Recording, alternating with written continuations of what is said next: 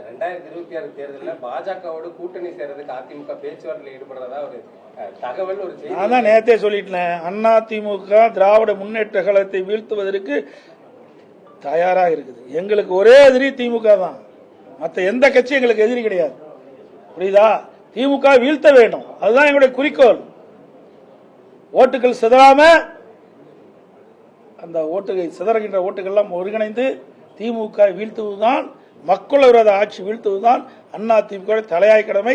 அதுதான் நாங்கள் வருகிற 2026 நடக்கும். பாஜக கீஜாக்களை 6 மாசம் கழிச்சு கேளுங்க. அதாவது எல்லாமே யூகத்தின் அடிப்படையில் கேட்கிற கேள்வி. இதுக்கு என்ன பதில் சொல்ல முடியும்? நாங்க தான் சொல்லிட்டோமே, யாரெல்லாம் அங்க இருக்கிறாங்க, யாரெல்லாம் இங்க இருக்கிறாங்க, எல்லாம் 6 மாசத்துக்கு முன்னால சொல்லப்படும். இது ஒன்றும் மறைச்சிட்டுலாம் செய்ய முடியாது, வெட்ட வெளிச்சமா செய்யப்படும், செயல்படுத்தப்படும். இதுல எந்த ஒரு மாற்று கருத்தும் கிடையாது. தற்போது இதுதான் நிலை. இன்னும் 1 வருஷம் இருக்குதுங்க தேர்தலுக்கு. சீமான் விவகாரத்துல தமிழக காவல்துறை நடந்துகிட்ட விதம், அதே போன்று இந்த சீமான் இந்த விவகாரத்துல எப்படி பாக்குறீங்க? இதெல்லாம் தனிப்பட்டவருடைய நபருடைய கருத்து. இதெல்லாம் வீட்டுல போய் அதாவது தனிப்பட்ட நபருடைய பிரச்சனை. இது பொது வழியிலாம் அவரே சொல்லிட்டாரு, எவ்வளவு அசிங்கப்படுத்துறான்னு சொல்றாருல. இதெல்லாம் நீங்களும் கேட்டு அசிங்கப்படுத்துறீங்க. நானும் ஒரு கட்சியில் பொருள் இருக்கிறேன், அவர் ஒரு கட்சியில் இருக்காரு. தவறான கருத்தெல்லாம் வேண்டாம். இதெல்லாம் ஒரு இது கேட்கிற கேள்வி கேட்க மாட்டேங்கிறீங்க. எந்தெந்த கேள்வி முக்கியமோ, நாட்டு மக்களுக்கு எது முக்கியமோ அதெல்லாம் கேட்க மாட்டேங்கிறீங்க. தேவையில்லாத கேள்வி எழுப்பி அது ஒரு உங்களுக்கு விறுவிறுப்பான செய்தி வேணும் எங்க மூலமா, நாங்க தான் கிடைச்சோமா?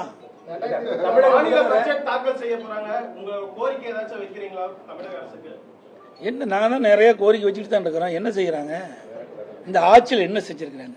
இங்க இருக்கிற ஊடக நண்பர்கள், பத்திரிகை நண்பர்கள் அனைவருக்கும் தெரியும். சேலம் மாவட்டம் அதிமுக ஆட்சியில் எத்தனை திட்டத்தை கொண்டாங்க சொல்லுங்க பார்க்கலாம். கொண்டு வந்த திட்டத்தை கூட முடிவு நிறைவேற்றலையே. இங்க புறவழிச்சாலை அமைக்கிறதுக்காக நாங்கள் நடவடிக்கை எடுத்தேன். ஏன்னா இன்னைக்கு ஆத்தூர் நகரம் வளர்ந்து வருகின்ற நகரம், அந்த நகரத்துக்குள்ள வாகனங்கள் செல்கின்ற பொழுது விபத்துக்குள்ளாகுது, போக்குவரத்து நெரிசல் ஏற்படுது, இதனால் மக்கள் பாதிக்கப்படுறாங்க. அதை கருத்தை புறவழிச்சாலை கொண்டு வரதுக்காக நாங்கள் திட்டம் தீட்டி எல்லா வேலையும் பண்ணோம். அதை நிறைவேற்றினாங்களா? எவ்வளவு திட்டம்.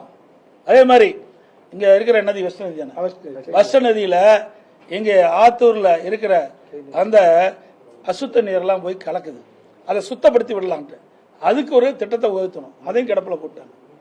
ஏன்னா வெஸ்ட் நதியில இந்த நதி நீர் மாசுபடுது. அது மாசுபடாமல் இருக்க இந்த நகரத்திலிருந்து வெளியேறுகின்ற அசுத்த நீர் சுத்தப்படுத்தி அந்த வெஸ்ட் நதியில் விட வேணும். அது ஒரு திட்டம், அதையும் கைவிட்டுட்டாங்க.